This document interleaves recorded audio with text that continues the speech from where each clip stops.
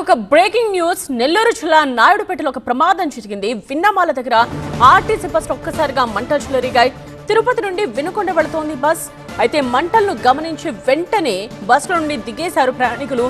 ప్రస్తుతం మనం ఎక్స్క్లూజివ్ దృశ్యాల్ని కూడా చూస్తూ ఉన్నాం.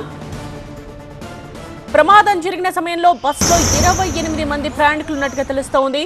అయితే మంటలు రాగానే వెంటనే ప్రయాణికులందరూ కూడా బస్ దిగారు కాబట్టి పెద్ద ప్రమాదం తప్పిందని చెప్పాలి. విన్నమాల దగ్గర ఆర్టీసీ బస్సులో చెలరేగిన మంటల్ని మనం చూస్తూ ఉన్నాం.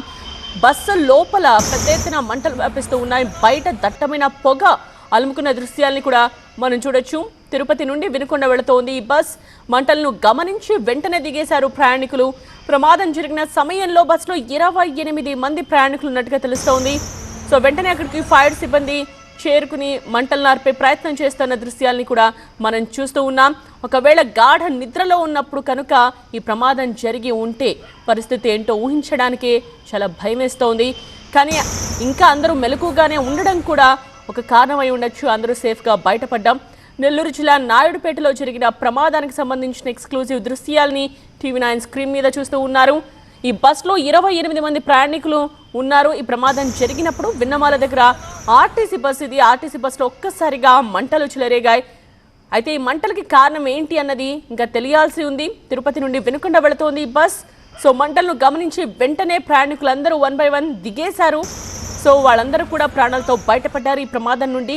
ప్రమాదం జరిగిన సమయంలో ఉన్న వాళ్ళందరూ కూడా ప్రస్తుతం సేఫ్గా ఉన్నట్టుగా తెలుస్తోంది. ఎవరికైనా గాయాలయ్యాయా, అసలు ఏం జరిగింది అన్నది ఇంకా ఆ బస్సులో ప్రయాణించిన వారు కనుక మాట్లాడితే అర్థమవుతుంది. బస్సు వాళ్ళు ఇంకా షాక్లో ఉండొచ్చు. సో విన్నమాల దగ్గర ఆర్టీసీ బస్సులో చెలరేగిన మంటల్ని మనం చూస్తూ ఉన్నాం. ఈ మంటలకి కారణం ఏంటి అన్నది ఇంకా తెలియాల్సిన అవసరం కనిపిస్తోంది. అయితే మంటలు ఎందుకు చెలరేగాయి, ఏంటి, ఎవరైనా గాయపడ్డారా, ఆ వివరాలు కూడా రావాలి. ప్రస్తుతానికి అందరూ అయితే సేఫ్గా దిగేశారని తెలుస్తోంది. అక్కడికి చేరుకున్న ఫైర్ ఇంజిన్ సిబ్బంది మంటలను ఆర్పే ప్రయత్నం చేస్తున్న దృశ్యాలను చూస్తూ ఉన్నాం. ఒకవేళ గాఢ నిద్రలో ఉండి అందరూ మెలకుగా లేని టైంలో కనుక ఈ ప్రమాదం జరిగి ఉంటే ఎంతటి విధ్వంసం జరుగుండేదో కూడా ఊహించడానికి చాలా భయం వేస్తోంది. సో ప్రజెంట్ మనం బస్సు లోపలి దృశ్యాల్ని కూడా చూస్తూ ఉన్నాం. సీట్స్ మొత్తం కాలిపోయి, బర్త్స్ మొత్తం కాలిపోయిన దృశ్యాల్ని మనం చూడొచ్చు. జనరల్గానే ఏదైనా అగ్ని ప్రమాదం బస్ లోపల సంభవిస్తే అక్కడ ఉన్న కర్టన్స్ కానీ సీట్స్ కానీ వెంటనే అగ్నికి ఆహుతైపోతూ ఉంటాయి. వెంటనే మంటలు అలా వ్యాపిస్తూ ఉంటాయి. కాబట్టి వెంటనే ప్రమాదం జరిగిన వెంటనే వాళ్ళు బయటపడ్డారు కాబట్టి ప్రయాణికులు ప్రాణాలతో బయటపడ్డారని చెప్పాలి. తిరుపతి నుండి వినుకొండ వెళుతున్న బస్సు ఇది. మంటల్ని గమనించి వెంటనే ప్రయాణికులందరూ కూడా సేఫ్గా బయటపడ్డారు. సో ప్రమాదం జరిగిన టైంలో అయితే 28 మంది బస్సులో ప్రయాణిస్తూ ఉన్నారు. ప్రస్తుతానికి బస్ లోపలి సిచ్యువేషన్ని కూడా ఒకవైపు మనం చూస్తూ ఉన్నాం. బయట మనం చూడొచ్చు పెద్ద ఎత్తున మంటలు, పెద్ద ఎత్తున పొగ ప్రాంతం అంతా వ్యాపించి కనిపిస్తూ ఉంది. లాస్ట్ సీటు నాది. నా ముందర నుంచి ఒక 2-3 సీట్లు గ్యాప్ వచ్చి ముందర నుంచి జనాభా ఉన్నారు.